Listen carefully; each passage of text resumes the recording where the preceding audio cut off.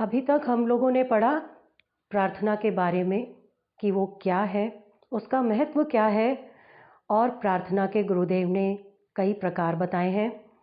प्रार्थना वो उपक्रम है जो अंतरात्मा की भूख को शांत करता है। ठीक उसी तरह से जैसे हमें शारीरिक भूख, हमारी जब हमें भूख लगती है तो हम अन्न और जल से उसको शांत करते हैं। प्रार्थना शरीर, मन और वाणी तीनों का संगम है। जब ये तीनों अपने आराध्य की सेवा में एक रूप हो जाते हैं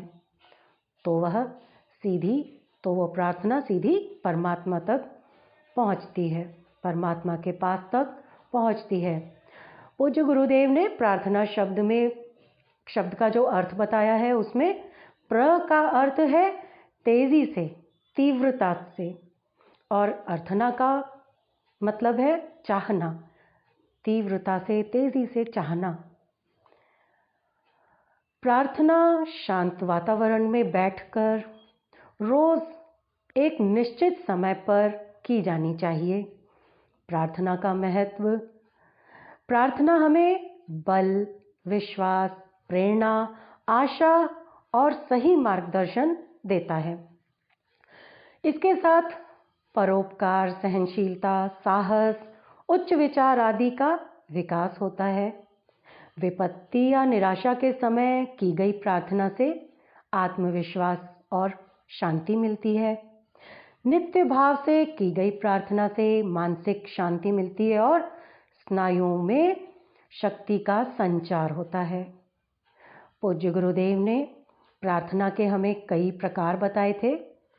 समूह प्रार्थना, समान प्रार्थना, सकाम प्रार्थना, निष्काम प्रार्थना, सामुदायिक प्रार्थना, आशावादी प्रार्थना। आशावादी प्रार्थना के दो रूप थे, आकर्षक और प्रवाहक। आकर्षक प्रार्थना क्या बताई थी कि परमात्मा से निसंकोच आवश्यक शक्ति की याचना करना, अपने आप को शक्ति से लबालब भर लेना और अनुभव करना कि मैं एक आत्मशक्ति को आकर्षित करने वाला चुंबक हूँ। प्रवाहक प्रार्थना में गुरुदेव ने बताया था कि इसमें सभी के भले की कामना की जाती है, सर्वत्र मंगल का प्रसार हो, आरोग्य, आनंद, शांति, प्रेम, सुख और समृद्धि की वर्षा हो। पुरुषार्थपूर्ण प्रार्थना में सकाम और निष्काम प्रार्थना, सामुदायिक, आशावादी प्रार्थना के बारे में भी बताया था। और गुरुदेव ने बताया था प्रार्थना का सर्वोत्तम समय क्या है। इसे ब्रह्म मुहूर्त में करना सबसे सर्वोत्तम समय है। सूर्योदय से 1.5 घंटा पूर्व प्रारंभ हो जाता है ब्रह्म मुहूर्त, वो समय सर्वोत्तम है। आइए आगे बढ़ते हैं भावनापूर्ण प्रार्थना के बारे में। अधिकांश प्रार्थनियों के मन में तो निश्चित रूप से प्रार्थना का अर्थ एक अस्पष्ट भिक्षा प्रवृत्ति के अतिरिक्त और कुछ नहीं रहता। इस अस्पष्टता का कारण भारतीय दर्शनों की दुरूहता है। बात यह है कि भारतीय धर्म के कतिपय सिद्धांत दार्शनिक तत्वों पर स्थित नहीं है। अतः कितने ही धर्मावलंबी दाता याचक वाली कल्पना में डूबकर भिक्षा प्रवृत्ति का उपदेश देते हैं और प्रार्थी को अकर्मण्यता के जाल में डाल देते हैं। हिंदू प्रार्थना अकर्मण्यता से सदैव दूर है। वह भिक्षा प्रवृत्ति से सर्वथा उन्मुक्त है। जो धर्मोपदेश भौतिक सुख लालसा में पड़कर भिक्षा प्रवृत्ति को उत्साहित करते हैं, वो वास्तव में हिंदू प्रार्थना के मर्म को नहीं हृदयंगम कर सके। प्रार्थना का त्रुटिपूर्ण दृष्टिकोण क्या है, गुरुदेव इसके बारे में बता रहे हैं। जो प्रार्थना प्रयत्न रहित हो, केवल मन के किले बनाने के लिए तथा बिना परिश्रम मुफ्त के माल की तरह एक ही झटके में बटन दबाने भर से सब कुछ मिल जाने की कल्पना उत्साहित करे। वह प्रार्थना एक त्रुटिपूर्ण रूप है जिसमें कुछ करना ना पड़े, बस हाथ जोड़कर बैठ गए कि बस भगवान मुझे ये दे दें, वो दे दें, ऐसी कल्पना उत्साहित करे, वो प्रार्थना त्रुटिपूर्ण रूप है। ऐसे थोथे ख्याली पुलाव कभी पूर्ण नहीं होते। ऐसी दाता याचक वाली कल्पनाएं, प्रयत्नहीन भिक्षा प्रवृत्ति वाली नाजायज मांगे प्रायः निष्फल चली जाती हैं। ईश्वर किसी के गिड़गिड़ाने, नाक रगड़ने या भिक्षा मांगने की ओर ध्यान ही नहीं देते। वो स्वयं कर्मरत हैं। कर्म के फलानुसार ही कुछ मिलने का उसके साम्राज्य में सुनिश्चित विधान है। ईश्वर स्वयं कर्मरत हैं, तो कर्म के फलानुसार ही कुछ मिलने का उसके साम्राज्य में सुनिश्चित विधान है। उसके संसार में कठोर नियंत्रण तथा पूर्ण व्यवस्था है। सृष्टि के संपूर्ण कार्य नियमबद्ध रूप से चलाने वाला परमात्मा स्वयं भी नियम रूप है। वह प्रार्थना में साधकों की कामनाएं पूर्ण करता है, किंतु एक नियम के अनुसार। वास्तव में परमात्मा की प्रशंसा करके हम उसे धोखा नहीं दे सकते। उसकी प्रसन्नता तथा अप्रसन्नता इस तत्व के ऊपर निर्भर नहीं है कि कोई व्यक्ति उसकी स्तुति करता है अथवा निंदा करता है। निष्पक्ष, न्यायकारी, समदर्शी नियंता, नियम रूप परमात्मा इस बात पर ध्यान नहीं देता कि कौन व्यक्ति उसके गुण गा रहा है और कौन अवगुण बखान रहा है। उसे तो वो प्रिय है जो नियम पर चलता है। उद्योगी पुरुष को ही समृद्धि, सफलता, सिद्धि मिले, यह ईश्वरीय सीधा साधा नियम है। परमात्मा को प्रसन्न करने की सर्वप्रथम प्रक्रिया पूजा विधि ये है कि जिस वस्तु को प्राप्त करने के लिए जिन साधनों, परिस्थितियों तथा योग्यताओं की आवश्यकता हो, उन्हें संग्रह किया जाए। उद्योग, प्रयत्न, विवेक एवं नियत व्यवस्था के अनुसार कार्य करना परमात्मा को सबसे अधिक प्रिय है। इस कर्म की पद्धति से जो प्रभु को प्रसन्न करता है, उसकी सकाम प्रार्थना अत्यंत शीघ्र स्वीकार कर ली जाती है तथा तुरंत फलवती होती है। जो व्यवस्था के अनुसार नियम पूर्वक कार्य करता है, उसकी प्रार्थना फलवती होती है, तुरंत स्वीकार कर ली जाती है। गुरुदेव आगे बता रहे हैं, प्रार्थना आत्मा की करुण पुकार। आज का मनुष्य औरों की अपेक्षा अपने प्रति अधिक भयानक हो गया है। कैसे? उसने अपने हृदय में द्वेष, द्वंद्व, छल, कपट, ईर्ष्या और मत्सरता के इतने बीज बो दिए हैं कि उसकी सुगंधित हृदय वाटिका विषैली वनस्थली बन गई है। इसका मुख्य कारण यही है उसका कामनाओं की ओर बढ़ना। जितनी चादर है उतना ही पैर पसारना चाहिए। उसने अपने हृदय में द्वेष, द्वंद्व, छल, कपट, ईर्ष्या और मत्सरता के इतने बीज बो दिए हैं कि उसकी सुगंधित हृदय वाटिका विषैली वनस्थली बन गई है। और इसका मुख्य कारण क्या है? कामनाओं का बढ़ जाना। जो मनुष्य जितनी अधिक कामना रखता है, वो उतना ही अधिक दरिद्र होता है। उसकी व्यग्रता उतनी ही बढ़ जाती है और उसका मन विविध तृष्णाओं की ओर दौड़ता रहता है। मनुष्य की विषय विविधता ही उसको पतन की ओर ले जाती है और पतनोन्मुख मनुष्य से किसी सदाशयता की आशा नहीं की जा सकती। उसका संतोष नष्ट हो जाता है और इस प्रकार उसे संसार में सभी प्राणी अपने से अधिक सुखी दिखाई देते हैं, जिससे उसे औरों से ईर्ष्या और अपने से खीज होने लगती है। उसको लगता है कि मैं ही सबसे ज़्यादा दुखी हूँ और देखो सब लोग कितने सुखी हैं। वो हर समय हर बात पर असंतुष्ट रहता है, जिससे उसमें क्रोध का बाहुल्य हो जाता है और क्रोध से विवेक नष्ट हो जाता है और विवेक के विनाश से वह सर्वनाश की ओर बड़ी तीव्र गति से अग्रसर हो पड़ता है।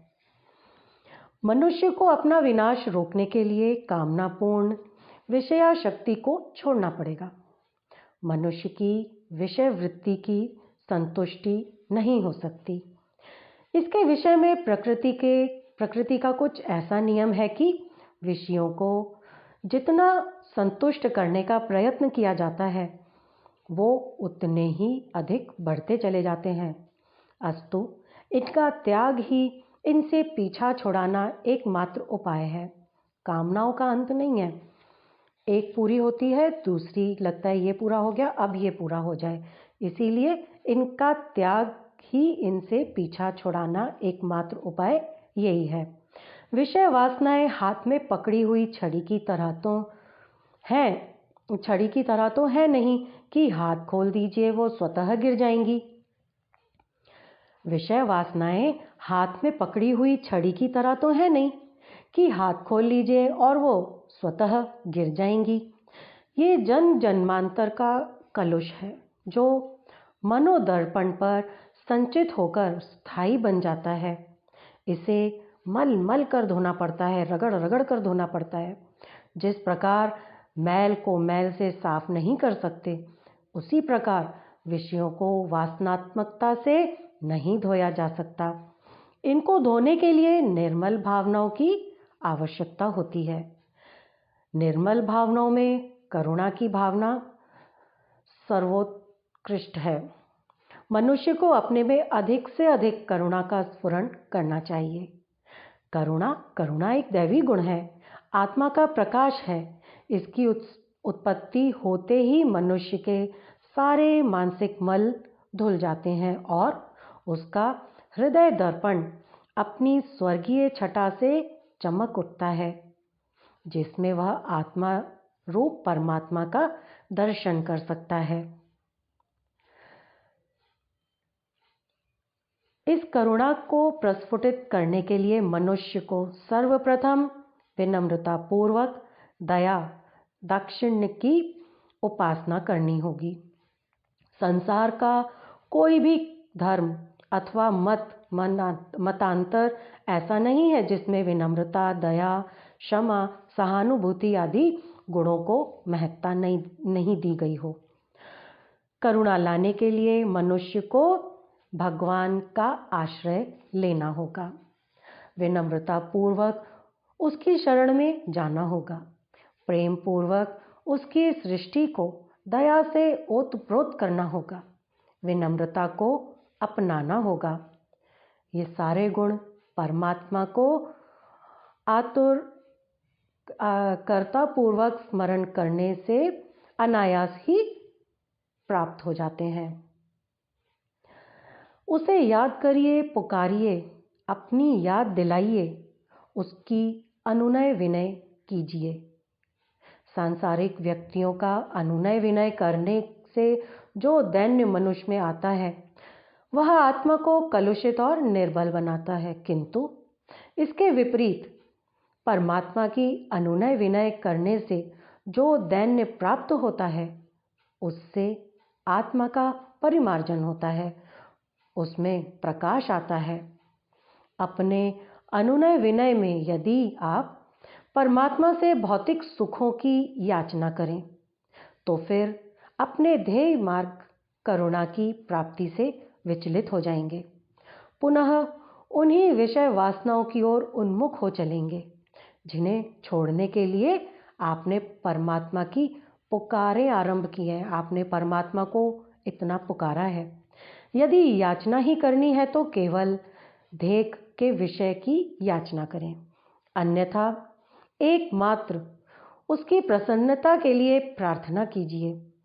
उसकी कृपा से लौकिक और क्या पारलौकिक कोई भी ऐसा पदार्थ नहीं जिसकी उपलब्धि न हो जाए, किंतु फिर भी उसकी दी हुई उपलब्धियों में से आप केवल महान संपत्ति सद्गुणों की ओर ही आकर्षित रहिए और उन्हें अधिक से अधिक प्राप्त करने की कोशिश कीजिए। परमात्मा को प्रसन्न करने के लिए प्रार्थना सबसे सरल साधन है। एक निश्चित समय पर पवित्र तन मन से उसे विहलता पूर्वक याद करते हुए कातर वाणी से उसकी प्रार्थना कीजिए। प्रार्थना सबसे सरल साधन है।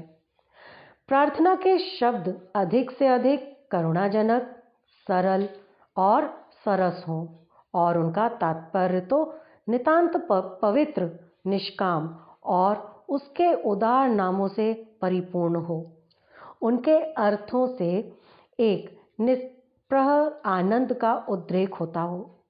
उसका संगीत सहज, गेय और मनोहर हो। प्रार्थनाएं कभी तो गद्य में की जा सकती हैं, मतलब बनावट रहित सीधी सरल भाषा जो बोलचाल की भाषा है, तो प्रार्थनाएं तो गद्य में की जा सकती हैं।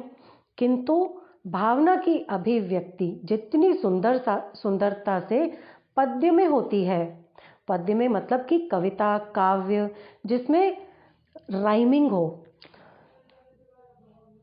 तो प्रार्थना की किंतु भावना की अभिव्यक्ति जितनी सुंदरता से पद्य में होती है उतनी गद्य में नहीं होती। पद्यांश में जितने सुंदर तरह से भावना को व्यक्त किया जा सकता है उतनी सुंदरता से गद्यांश में नहीं किया जा सकता। आपकी प्रार्थना में हृदय के भावों की जितनी तीव्रता समाविष्ट होगी, जितनी तन्मयता होगी, उतना ही शीघ्रता से आप उस परम प्रभु की करुणा और कृपा को प्राप्त कर सकेंगे। प्रार्थना करते समय हर ओर से निश्चिंत रहिए और समस्त संसार को भुलाकर इतने एकाग्र चित्त से तन्मय होइए कि उस समय आपके लिए एक प्रार्थना के अतिरिक्त और कुछ शेष न रह जाए। प्रार्थना में एकाग्रता होना जरूरी है। प्रार्थना में एकाग्रता मूल मंत्र है। आप जितनी विहलता से परमात्मा को याद करेंगे उतनी ही आतुरता से वो आपका स्मरण करेगा। आप जो जो उसकी ओर आकर्षित होंगे त्यों त्यों वो आपकी ओर आकर्षित होगा। इस प्रकार दोनों ओर का पारस्परिक आकर्षण बीच के व्यवधान और दूरी को बहुत शीघ्र समाप्त कर देगा और आप आत्मा के आनंद रूप में साक्षात्कार कर सकेंगे। उपासनाओं में प्रार्थनाओं का बहुत महत्व है। संसार में कोई भी ऐसा महात्मा अथवा धर्म प्रवर्तक नहीं हुआ जिसने किसी न किसी रूप में परमात्मा की प्रार्थना न की हो। यहाँ तक कि देवता भी एक दूसरे की प्रार्थना करते हैं। विष्णु जी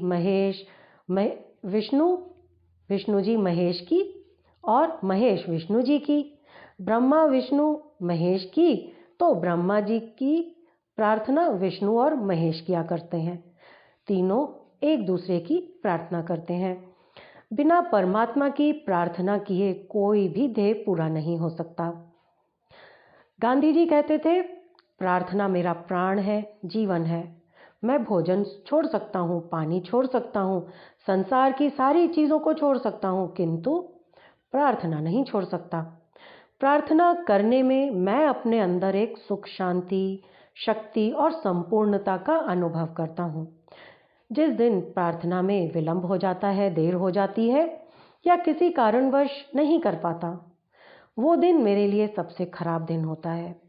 मुझे लगता है जैसे कि मैं निर्जीव हो गया हूँ, अशक्त हो गया हूँ, न मैंने कुछ किया है और न कुछ कर सकता हूँ। और प्रार्थना कर लेने पर तत्काल सारी दुर्बलताएं दूर हो जाती हैं और मैं अपने अंदर फिर पूर्णता का अनुभव करने लगता हूँ। ऐसा गांधी जी ने बताया है। उनका कहना था, मैं सारे दुख, सारे कष्ट और सारे संघर्ष प्रार्थना के बल पर ही हंसते हंसते सहन कर लेता हूँ। हर प्रकार से प्रसन्न और प्रफुल्लित रहता हूँ। कहने का तात्पर्य ये है कि ईश प्रार्थना में सारी शक्तियां और सारे दुख सन्निहित होते हैं। गांधी जी की सारी सफलता के कारणों में प्रभु प्रार्थना एक मुख्य कारण है। इसी के बल पर उन्होंने इतने बड़े राष्ट्र का नेतृत्व किया, स्वतंत्रता संग्राम जीता और विविध धर्मावलंबियों को एकता के सूत्र में बांध लिया। उन्होंने इस प्रार्थना के बल पर ही बड़े बड़े भौतिकवादी विदेशी राजनीतिज्ञों को द्रवित करके झुका दिया। परमात्मा का करुण वरदान प्राणी मात्र को उपलब्ध होता है।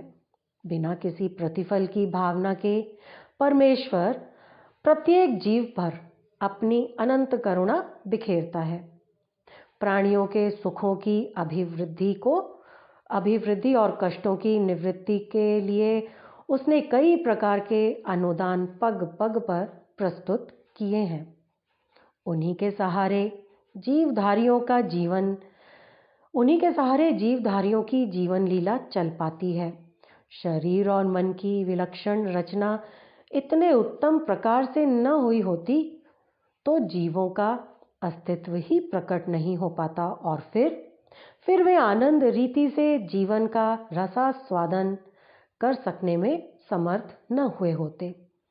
एक शब्द में इसी बात को यूं भी कहा जा सकता है कि प्रभु की करुणा अनुकंपा के सहारे ही जीवनधारी अपना योग क्षेम करते हुए सरस जीवन बिता रहे हैं। प्रभु की करुणा अनुकंपा के सहारे ही जीवनधारी अपना योग क्षेम करते हुए सरस जीवन बिता रहे हैं। प्रभु की अनंत अनुकंपा और करुणा प्राप्त करने वाले मनुष्य के लिए ये उचित ही है कि वह इस अनुदान का अंश दूसरे असहाय, असमर्थ और बिछड़े हुओं को प्रदान कर अपनी सत्पात्रता सिद्ध करता रहे। ठीक ये है कि परमात्मा को उसकी करुणा का बदला नहीं चुकाया जा सकता, पर इतना तो हो ही सकता है कि उसकी दुर्बल संतानों को सुखी और समुन्नत बनाने के लिए हम आवश्यक सहृदयता का परिचय दें। अपने से जो बन सके, अपने से जो बन पड़े उतना लोक कल्याण के लिए प्रयत्न करते रहें। अगर हम सक्षम हैं तो हमें जो निर्बल हैं, जो दुखी हैं, उनकी सहायता करनी चाहिए। लोक कल्याण के लिए प्रयत्न करते रहना चाहिए। करुणा को सहानुभूति और सहृदयता का रूप मिलना ही चाहिए। भावना वही सार्थक है जो कार्यान्वित हो सके। संसार में बहुत पीड़ा है। यदि हम दूसरों की पीड़ा का एक अंश बटा सकें और अपनी सद्भावना से टूटे हृदय को जोड़ सकें तो ये मानवोचित महानता ही होगी। ईश्वर प्रार्थना केवल पूजा के समय किए जाने वाले सच्ची प्रार्थना या दोहराए जाने वाले शब्दों को नहीं कह सकते। सच्ची प्रार्थना वो है जो चिरस्थायी सद्भावना का रूप धारण कर प्राणी मात्र की कामनाओं के लिए सहानुभूति का काम करती है। सच्ची प्रार्थना क्या है? सच्ची प्रार्थना वो है जो चिरस्थायी सद्भावना का रूप धारण कर प्राणी मात्र की कामनाओं के लिए सहानुभूति का काम करती है। हम प्रभु से प्रार्थना करें करुणापूर्ण भावना के साथ और उनसे एक ही याचना करें कि हमारी अंतरात्मा में उस करुणा का एक छोटा सा झरना प्रस्फुटित करें जिसमें वे प्राणी मात्र को स्नान करा के उन्हें निरंतर सुखी, समृद्ध और सुविकसित बनाते रहें। प्रार्थना में बड़ा बल है। परम पूज्य गुरुदेव आगे यही बता रहे हैं, प्रार्थना में बड़ा बल है।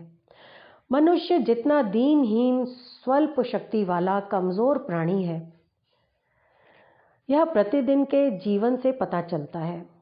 उसके पग पग पर परिस्थितियों के आश्रित होना पड़ता है उसे पग पग पर परिस्थितियों के आश्रित होना पड़ता है। कितने ही समय तो ऐसे आते हैं जब औरों के सहयोग न मिले तो उसकी मृत्यु तक हो सकती है। इस तरह विचार करने से तो मनुष्य की लघुता का ही आभास होता है, किंतु मनुष्य के पास एक ऐसी शक्ति है जिसके सहारे वो लोक परलोक की अनंत सिद्धियों सामर्थ्यों का स्वामी बनता है। वह क्या है? वह है प्रार्थना की शक्ति, परमात्मा के प्रति अविचल श्रद्धा और अटूट विश्वास की शक्ति। मनुष्य प्रार्थना से अपने को बदलता है, शक्ति प्राप्त करता है और अपने भाग्य में परिवर्तन भी कर लेता है। विश्वास पूर्वक की गई प्रार्थना पर परमात्मा दौड़े चले आते हैं। सचमुच उनकी प्रार्थना में बड़ा बल है, अलौकिक शक्ति और अनंत सामर्थ्य है। प्रार्थना विश्वास की प्रतिध्वनि है। रथ के पहियों में जितना अधिक भार होता है उतना ही गहरा निशान वो धरती में बना देते हैं। प्रार्थना की रेखाएं लक्ष्य तक दौड़ी चली जाती हैं और मनोवांछित सफलता खींच लाती हैं। विश्वास जितना उत्कृष्ट होगा, परिणाम उतने ही स्वर और प्रभावशाली होंगे। प्रार्थना आत्मा की आध्यात्मिक भूख है। शरीर की भूख अन्न से मिटती है, इससे शरीर को शक्ति मिलती है। ठीक उसी तरह आत्मा की आकुलता को मिटाने और उसमें बल भरने की सत साधना परमात्मा की ध्यान आराधना ही है। इससे अपनी आत्मा में परमात्मा का सूक्ष्म दिव्यत्व झलकने लगता है और अपूर्व शक्ति का सदुपयोग आत्मबल संपन्न व्यक्ति कर सकते हैं। निष्ठापूर्वक की गई प्रार्थना कभी असफल नहीं होती। आत्मा शुद्धि का आवाहन भी प्रार्थना ही है। इससे मनुष्य के अंतःकरण में देवत्व का विकास होता है, विनम्रता आती है और सद्गुणों के प्रकाश में व्याकुल आत्मा का भय दूर होकर साहस बढ़ने लग जाता है। ऐसा महसूस होने लगता है जैसे कोई असाधारण शक्ति सदैव हमारे साथ रहती है। हम जब उससे अपनी रक्षा की याचना, दुखों से परित्राण और अभावों की पूर्ति के लिए अपनी विनय प्रकट करते हैं तो सद्य प्रभाव दिखलाई देता है और आत्मसंतोष का भाव पैदा होता है। असंतोष और दुख का भाव जीव को तब परेशान करता है जब वह क्षुद्र और संकीर्णता में ग्रस्त है। मतभेदों की नीति ही संपूर्ण अनर्थों की जड़ है। प्रार्थना इन परेशानियों से बचने की रामबाण औषधि है। भगवान की प्रार्थना में सारे भेदों को भूल जाने का अभ्यास हो जाता है। सृष्टि के सारे जीवों के प्रति ममता आती है। इससे पाप की भावना का लोप हो जाता है। जब अपनी असमर्थता समझ लेते हैं और अपने जीवन के अधिकार परमात्मा को सौंप देते हैं तो यही समर्पण का भाव प्रार्थना बन जाता है। जब अपनी असमर्थता समझ लेते हैं और अपने जीवन के अधिकार परमात्मा को सौंप देते हैं तो यही समर्पण का भाव क्या बन जाता है? प्रार्थना बन जाता है। दुर्गुणों का चिंतन और परमात्मा के उपकारों का स्मरण रखना ही मनुष्य की सच्ची प्रार्थना है। गांधी जी कहते थे, मैं कोई काम बिना प्रार्थना के नहीं करता। मेरी आत्मा के लिए प्रार्थना उतनी ही अनिवार्य है जितना शरीर के लिए भोजन। मनुष्य जीवन में अच्छी बुरी दोनों तरह की प्रवृत्तियां रहती हैं। आत्मा के गहन अंतराल में वो सत्य तत्व पाया जाता है। इस शुभ शिव और परम तत्व से एकाकार प्रार्थना से होता है, जिससे आसुरी वृत्तियों का लोप और दैवी गुणों का प्रादुर्भाव होता है। प्रार्थना से ही अंतरतम में प्रवेश मिलता है और बुद्धि की सूक्ष्म ग्रहणशीलता उपजती है। इससे परिवर्तनशील जगत के सारे रहस्य खुलने लग जाते हैं। मोक्ष की दुर्भी संधि मिटकर सत्य प्रकाशित होने लग जाता है। प्रार्थना प्रयत्न और ईश्वर तत्व का सुंदर समन्वय है। मानवीय प्रयत्न अपने आप में अधूरे हैं, क्योंकि पुरुषार्थ के साथ संयोग भी अपेक्षित है। यदि संयोग सिद्ध न हुए तो कामनाएं अपूर्ण ही रहती हैं। इसी तरह संयोग मिले और प्रयत्न न करे तो भी काम नहीं चलता। प्रार्थना से इन दोनों में मेल पैदा होता है। सुखी और समुन्नत जीवन का यही आधार है कि हम क्रियाशील भी रहें और दैवी विधान के सुसंबद्ध रहने का भी प्रयास करें। धन की आकांक्षा हो तो व्यवसाय और उद्यम करना होता है, साथ ही इसके लिए अनुकूल परिस्थितियां भी चाहिए। जगह का मिलना, पूंजी लगाना, स्वामी भक्त और ईमानदार नौकर, कारोबार की सफलता के लिए चाहिए ही चाहिए। ये सारी बातें संयोग पर अवलंबित हैं। प्रयत्न और संयोग का जहाँ मिलाप हुआ वहीं सुख होगा, वहीं सफलता भी होगी। ये अनिवार्य नहीं है कि प्रार्थना पूर्णतया निष्काम हो। सकाम प्रार्थनाओं का भी विधान है, किंतु सांसारिक कामनाओं के लिए की गई प्रार्थना में वो तल्लीनता नहीं आ पाती जो परमात्मा तक अपना संदेश ले जा सके। ऐसी प्रार्थनाएं भोग के निबिड़ में भटक कर रह जाती हैं। परिणामतः समय का अपव्यय और शक्ति का दुरुपयोग ही होता है। परोपकार, आत्मकल्याण और जीवन लक्ष्य की प्राप्ति के लिए ही प्रार्थना का सदुपयोग होना चाहिए। ऐसी प्रार्थनाओं में सजीवता होती है, चुंबकत्व होता है और परमात्मा को प्राप्त करने की प्रबल आकुलता होती है। ये कभी निष्फल नहीं जाती। सदुद्देश्यों के लिए की गई हृदय आत्मा की पुकार अनसुनी नहीं की जाती। परमात्मा उसे जरूर पूरा कर देते हैं। जो आत्मा की पुकार है, जो हृदय से की गई है प्रार्थना, परमात्मा उसको जरूर पूरा कर देते हैं। अभी तक जो शक्तियां मिली और जो मानव जीवन को सौभाग्य प्राप्त हुआ है, इससे भी पूर्व भावनाओं की सौम्यता ही प्रतीत होती है। हमने उसका आश्रय छोड़ दिया होता तो अन्य जीवधारियों के समान हम भी कहीं भटक रहे होते, किंतु ये अभूतपूर्व संयोग मिलना निश्चय ही उनकी कृपा का फल है। परिस्थितियों का सदुपयोग तब है जब इन साधनों का उपयोग आत्मविकास में कर सकें। इसके लिए हमारा संपूर्ण जीवन एक प्रार्थना हो। हम अनन्य भाव से अपने आप को उस परमात्मा के प्रति समर्पित किए रहें और उनकी दुनिया को सुंदर और सरस बनाने के लिए अपने कर्तव्यों का यथारीति पालन करते रहें। हृदयहीन मुखर प्रार्थना नहीं करनी चाहिए, जिसमें केवल स्वर का महत्व प्रकट होता हो। वह प्रार्थना नहीं, वह तो विडंबना हुई। प्रार्थना वो होती है जो हृदय से निकलकर सारे आकाश को प्रभावित करती है और परमात्मा के हृदय में भी उथल पुथल मचाकर रख देती है। ऐसी प्रार्थना निष्काम, सच्ची और सजीव ही हो सकती है। वर्षा का जल गिरता है तो सारी धरती गीली हो जाती है।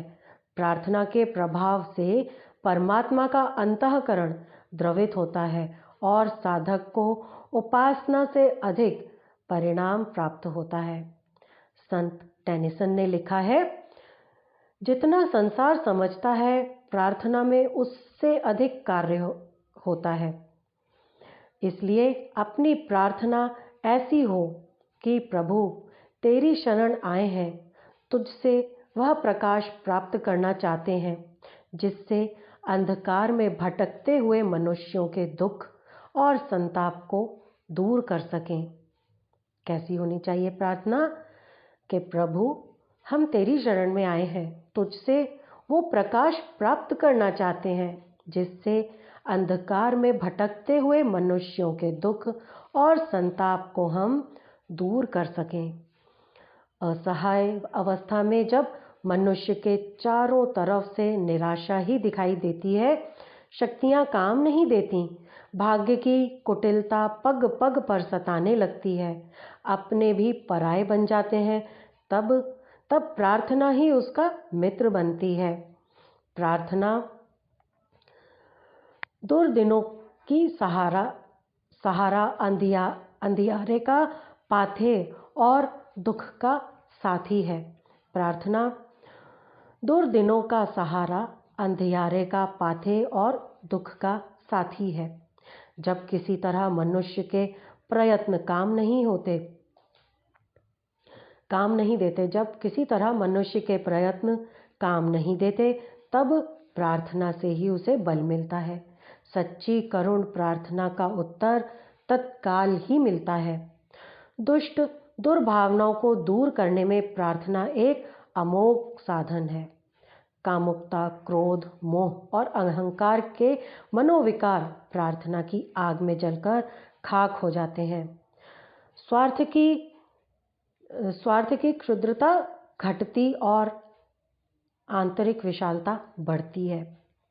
जीवन शोधन की ये एक अत्यंत महत्वपूर्ण प्रणाली है। प्रार्थना एक अभूतपूर्व शक्ति है जिसे अपनी भावनाओं के द्वारा कोई भी उत्पन्न कर सकता है। आग का गुण है कि वो जहाँ रहती है वहाँ उष्णता भी रहती है। आग का गुण है कि जहाँ वो रहती है वहाँ उष्णता भी रहती है। प्रार्थना के ताप के पास पाप नहीं रह सकते। प्रार्थना के ताप के पास पाप नहीं रह सकते। पापों का प्रायश्चित करना प्रार्थना का ही करुण स्वरूप है। जब हम अपने पापों को सच्चे हृदय से स्वीकार कर लेते हैं तो उनके कठोर परिणाम भोग लेने की क्षमता आ जाती है। इससे अगले जीवन का प्रकाश आंखों के आगे झलकने लगता है, आशा लगती है, जिससे कठिन परिस्थितियों में भी आत्मसंतोष और अलौकिक शांति बनी रहती है। इसलिए प्रत्येक धर्म में प्रार्थना को प्रमुखता दी गई है। आत्मविकास की प्रक्रियाओं में इनका सर्वप्रथम स्थान है। दूसरी योजनाओं के लिए इसी से बल मिलता है। इसलिए कोई भी काम शुभारंभ करने के पूर्व प्रार्थना अत्यंत उपयोगी सिद्ध होती है। इससे एक तरह का बल, विश्वास और आशा जागृत होती है तो किसी भी काम की पूर्णता में सहायक होती है। आसुरी शक्तियों से आत्मरक्षा और सद्गुणों के विकास के लिए इस युग में प्रार्थना का महत्व और भी अधिक है। झगड़े की आवश्यकता नहीं है कि अमुक प्रार्थना अच्छी और अमुक खराब है। सद्बुद्धि की प्रार्थना ही परमेश्वर की सच्ची उपासना है। सद्बुद्धि की प्रार्थना ही परमेश्वर की सच्ची उपासना है, जिसकी वाणी में संपूर्ण प्राणियों के कल्याण की भावना सन्निहित है। वही परमात्मा की सच्ची प्रार्थना है। स्वार्थपूर्ण कामनाएं इस विशालता में बाधा उत्पन्न करती हैं। इसीलिए इनसे ऊपर उठकर हमारी भावनाएं ऐसी हों जो आत्म कल्याण और संसार की भलाई से प्रेरित हो। यही प्रार्थना सार्थक हो सकती है कि हे भगवान, हमें असत्य से सत्य की ओर ले चलो, अंधकार से प्रकाश की ओर ले चलो, मृत्यु से अमरत्व की ओर ले चलो। जब इस तरह के उद्गार अंतःकरण से उठेंगे तो जीवन में एक नया प्रकाश प्रस्फुटित होगा। उनकी प्रार्थना में वह शक्ति है जो तुम्हारे सभी कष्टों को दूर कर देगी। हम उस परमात्मा को कभी न भूलें। हमारा जीवन भी एक सच्ची प्रार्थना हो। आज का क्रम हम यहीं पर समाप्त करते हैं। अगले क्रम में हम पढ़ेंगे प्रार्थना को दैनिक जीवन में स्थान मिले। आइए परम पूज्य गुरुदेव परम वंदनीय माता जी के चरणों में श्रद्धा पूर्वक साष्टांग नमन करें। उनका स्नेह आशीर्वाद हम सभी को इसी प्रकार प्राप्त होता रहे। ओम नमो स्वनंताय सहस्त्रमूर्तये सहस्रपादाक्षशिरो रुबाहवे सहस्रनाम्ने पुरुषाय शाश्वते सहस्रकोटि युगधारिणे नमः सहस्रकोटि युगधारिणे नमः। आइए हम सभी हाथ जोड़कर प्रार्थना करते हैं। हे परमात्मा, हम सब आपसे प्रार्थना करते हैं कि संसार में सबका भला हो, सबका मंगल हो, सभी पर आरोग्य, आनंद, शांति, प्रेम, सुख, समृद्धि की वर्षा हो। दरिद्रता, रोग, शोक, लड़ाई झगड़े का दूषित वातावरण नाश हो। ओम शांति। आइए